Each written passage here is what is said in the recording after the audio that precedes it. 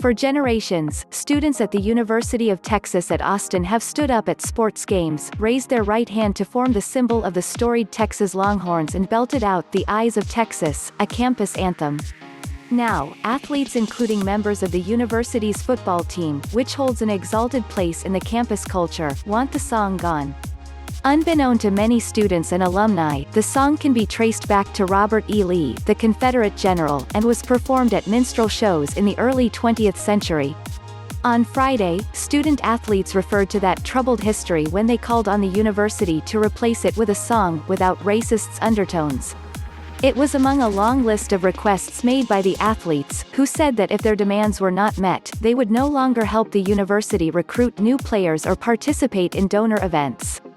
"We aim to hold the athletic department and university to a higher standard by not only asking them to keep their promise of condemning racism on our campus but to go beyond this," the athletes wrote in a letter posted on Twitter by several players, including Brennan Eagles, a Longhorns wide receiver.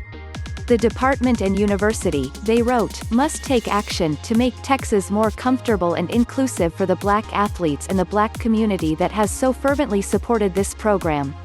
The song has become another symbol linked to the Confederacy to face intense scrutiny and demands for removal amid the nationwide protests after the death of George Floyd on May 25. The football team marched together in Austin this month, linking arms and taking a knee for 8 minutes and 46 seconds, the amount of time a Minneapolis police officer kept his knee on Mr. Floyd's neck as he cried out that he could not breathe.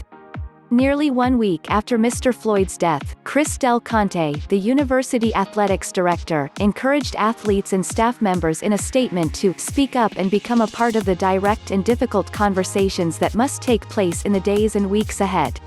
It is our duty to stand up against racism," he added. On Friday, Mr. Del Conte posted the athletes' letter on his personal Twitter account and indicated that he would talk to the students about their demands. "I am always willing to have meaningful conversations regarding any concerns our student-athletes have," Mr. Del Conte said. "We will do the same in this situation and look forward to having those discussions."